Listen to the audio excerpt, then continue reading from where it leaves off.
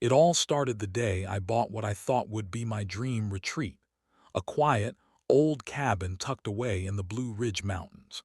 I had worked 15 years in construction, saved every penny, and finally decided it was time to invest in a place where I could escape the noise of city life.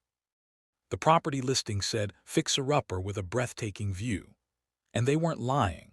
When I first pulled up the dirt road and saw that cabin sitting on the ridge with the sunset glowing behind it, I knew it was the one. It needed work, sure. The roof sagged a little, the porch leaned, and the windows were fogged with years of neglect. But that didn't scare me. I'd rebuilt worse. What did surprise me, though, was the sight of a car already parked out front when I arrived to check on the place a week after closing. At first, I thought maybe a realtor or a maintenance crew was still wrapping something up. But when I got closer, I noticed clothes hanging on the porch railing, a child's bike leaning against the wall, and smoke curling from the chimney. I froze. Someone was living in my house. I parked my truck, grabbed my paperwork folder with the deed inside, and walked up the creaky steps. As I knocked on the door, a woman's voice yelled, "It's open." I stepped inside slowly and found a woman in her late 40s standing in my kitchen, stirring soup on the stove. She turned around and smiled like she knew me. "Oh, you must be the handyman," she said cheerfully. No ma'am," I replied carefully. "I'm the new owner, name's Ethan Cole." Her smile faded immediately. "Owner? No, no, there must be some mistake. This cabin belongs to my family. We've been here for months." I frowned. That can't be right. I bought this place from the county auction 2 weeks ago. The woman, short hair, floral shirt, attitude for miles, put her hands on her hips. "Impossible. We have squatters' rights. We've been maintaining this place since last year. You can't just throw us out." That's when I realized what I was dealing with, full-blown mountain Karen energy. "Ma'am," I said, trying to stay calm, "this cabin was foreclosed and sold legally. You're trespassing." She smirked. "You city types think you can just swoop in and claim whatever you want. My family lived here first." "Lived?" I said, glancing around. "Looks like you moved in after it went empty." At that moment, a man came out of the back bedroom, scratching his head. He looked mid-50s, wearing hunting camo and a scowl. Behind him peeked two teenagers, watching silently. "Who's this?" the man grunted. "This guy says he owns our cabin," she snapped.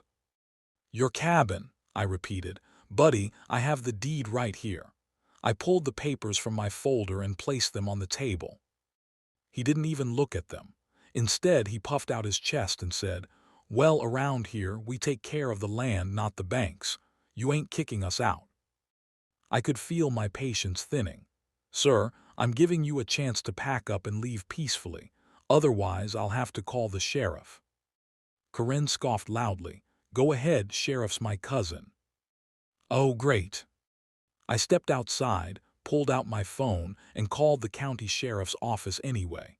The dispatcher assured me someone would be sent out. While I waited, Karen's family stood on the porch glaring at me like I was the intruder.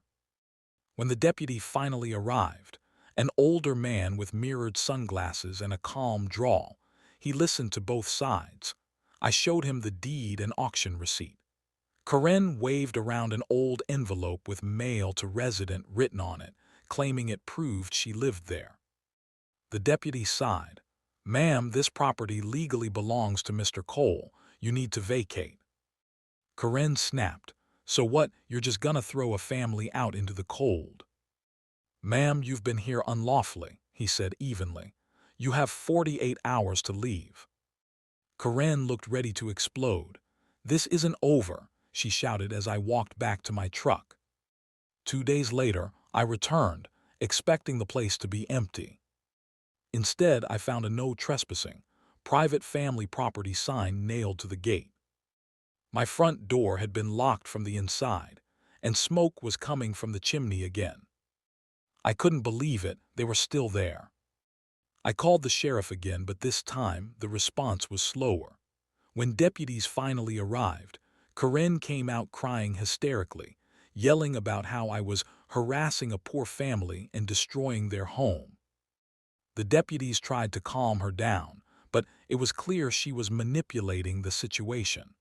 Eventually, they told me to file for a formal eviction order through the county court.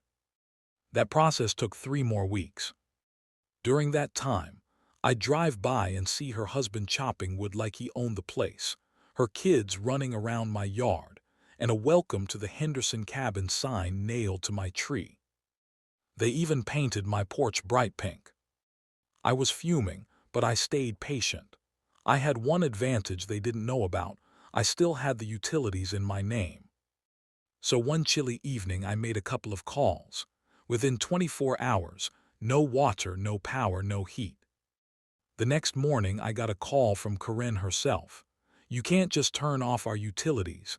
That's illegal," she barked. "Illegal," I said calmly. "You mean like breaking into and living in someone else's property?" She sputtered, then hung up. By the time the court order came through a week later, the family had packed up half their things but were still refusing to leave. So I decided to take one final step.